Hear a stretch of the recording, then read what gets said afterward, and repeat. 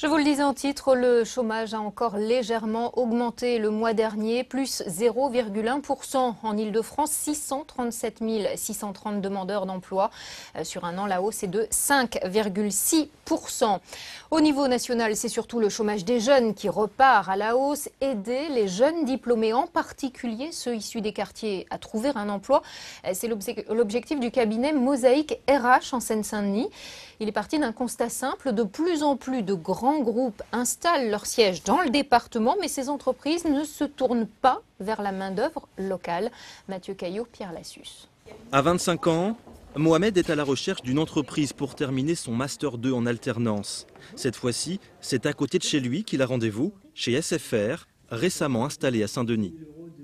J'ai eu 3 missions. La première, ça a été établir une checklist pour les formations caristes. Après avoir essuyé des dizaines de refus, son profil peut-être intéresser l'entreprise.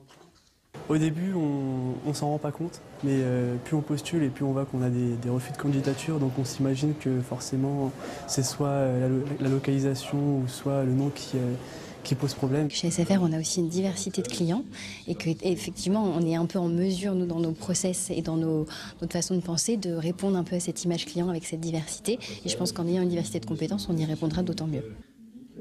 Pour la 5e fois, SFR a fait appel à Mosaïque RH, un cabinet de recrutement qui a pour but de placer des jeunes diplômés issus des quartiers populaires.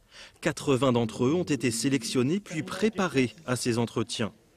D'un côté, il y a des besoins, de l'autre, des candidats. Il ne manquait plus qu'à briser les barrières et à faire le lien.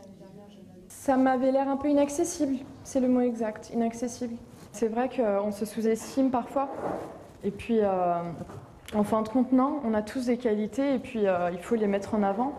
On est dans le cercle vicieux, c'est-à-dire qu'à un moment donné, on a des candidats qui n'osent plus candidater parce qu'ils estiment qu'ils n'auront pas d'opportunité et donc du coup, ils ne cherchent pas à savoir ce qui se passe sur le marché du travail, sur le marché du recrutement de ces grandes entreprises et donc on s'auto-exclut, donc c'est ce qu'on appelle l'autocensure. Et de l'autre côté, eh bien, un manque de profil, un manque de capacité à diversifier les sources de recrutement qui fait qu'on rencontre toujours les mêmes personnes et on cultive la culture du clone. Pour la Seine-Saint-Denis, l'enjeu est de mieux profiter de l'installation de ces grosses entreprises. Jusque-là, elles sont encore peu nombreuses à miser sur des profils plus variés et plus proches.